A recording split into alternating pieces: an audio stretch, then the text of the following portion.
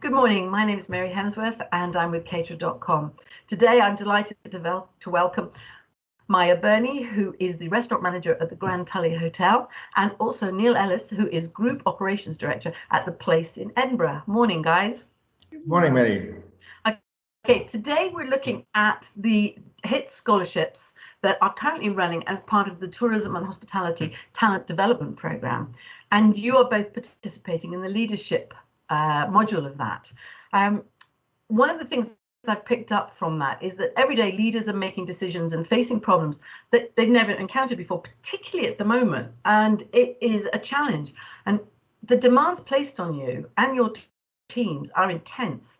No matter how brilliant and amazing your technical skills are, you're constantly being asked to get more out of your people and to do more and to continue to lead and achieve extraordinary results.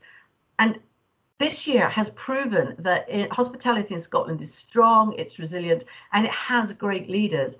Now, both of you have opted to get onto this leadership course. So I'd like to start with Neil. And Neil, what do you think the value of personal learning and development are, particularly through the HIT scholarship program that's going on at the moment? Well, firstly, Mary, it's absolutely fantastic that I was accepted onto the programme. It's brilliant that 1,000 applicants applied for this and that the Scottish Government came up with extra funds to make it 2,000. So firstly, I want to say thank you for being allowed to participate. For me, joining the programme was about revisiting learnings that I'd already had, relearning those aspects, and obviously re-energising myself to become the best version of me that I can be. Lifelong learning is something that I've always been passionate about, and I think whilst being a leader, you have to have all of these aspects in there to be the best version of you, as I've just said. Upskilling, fulfilling your potential is key to becoming the best leader. I think that's really, it's a wise move, particularly as you know most of the industry is on furlough. To look at your skill set and say, what can I do to improve it, or what do I need to refresh? I think that's a very wise move. Maia, how about you? Why did you opt to get on the course? A couple of different options. Mainly it was to fill my time during furlough times, and also gain a new perspective on how to do things when we come back. I definitely wanted to make a transition from being just a manager to more of a leadership role, and the course has really provided that a whole new perspective. I think it's been really interesting to hear other people's experiences and their different roles and how they all kind of intertwines as well. The main thing that the programme has offered me so far is definitely kind of reconsidering my resilience and how to build trust with my team.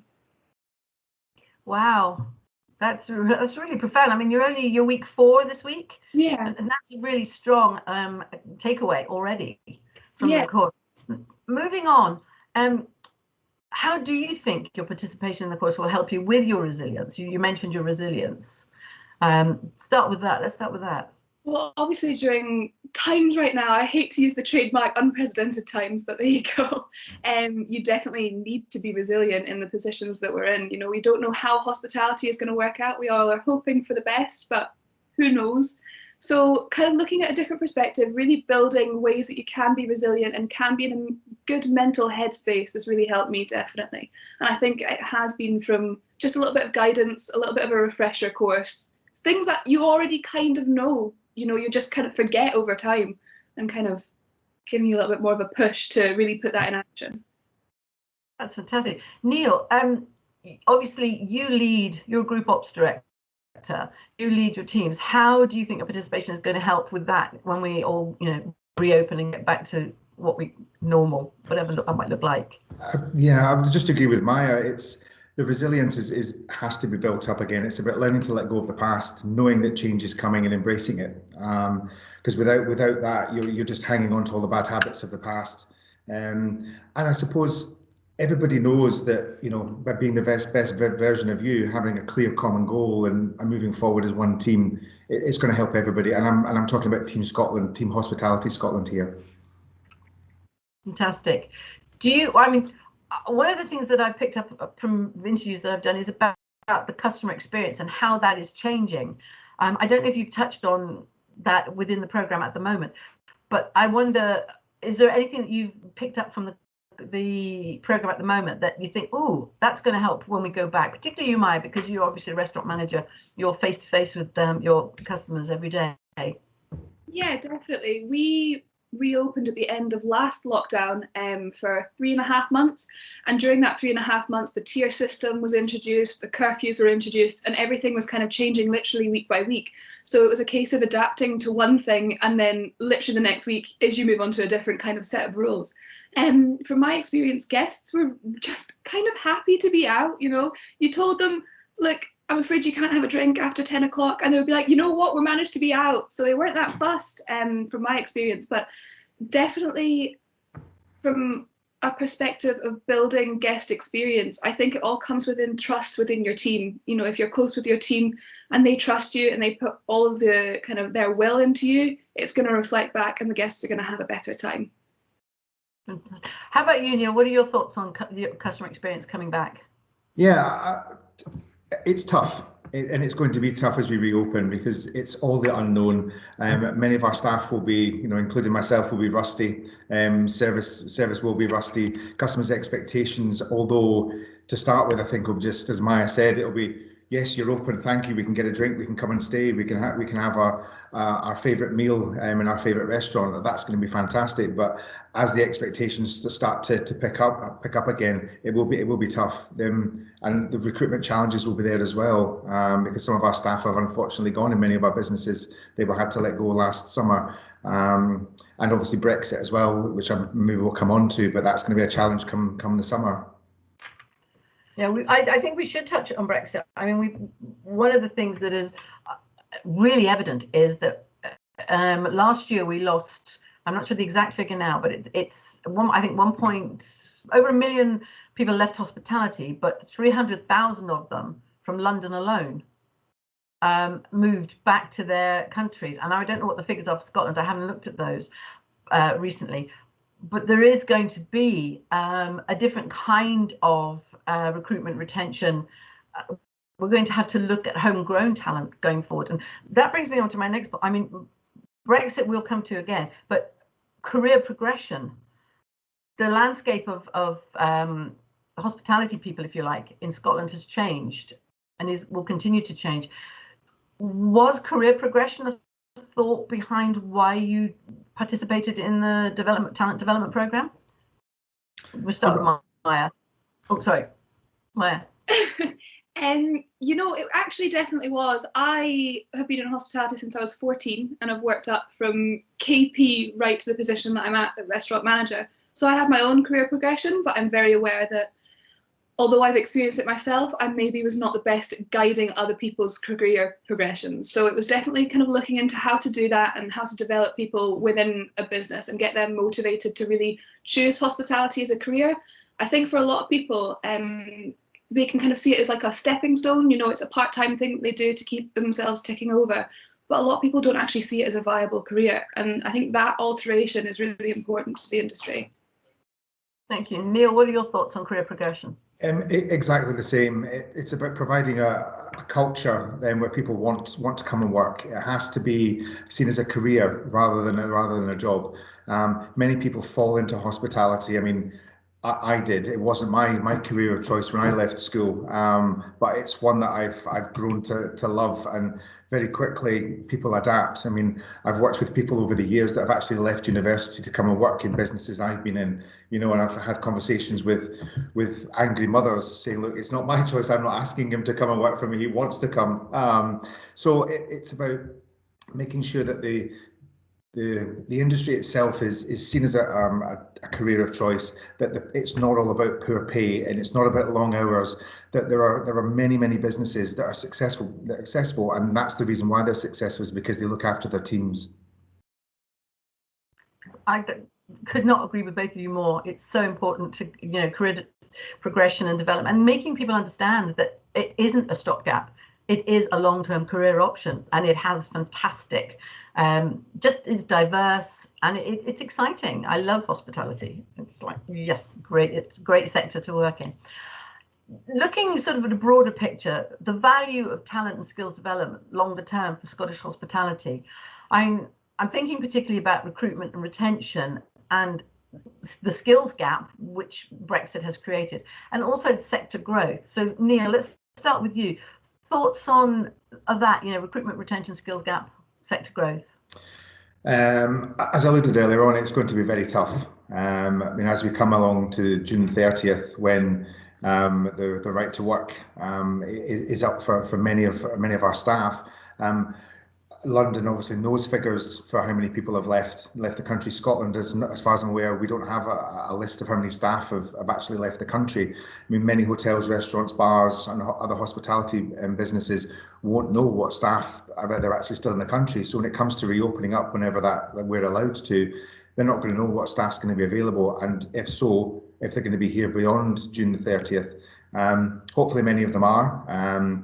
In terms of bridging that skills gap, programs and initiatives like this one are key to be able to support that. And I think with the doubling of the participants in this program, it's obviously been seen by others the benefit of that. The skills gap, it's about training ourselves. So by having the best leaders we can, by having the best managers we can, we'll have the best teams and staff that we can. And it's all about showing that we're not a stopgap business, we're not a stopgap industry, we are a career of choice.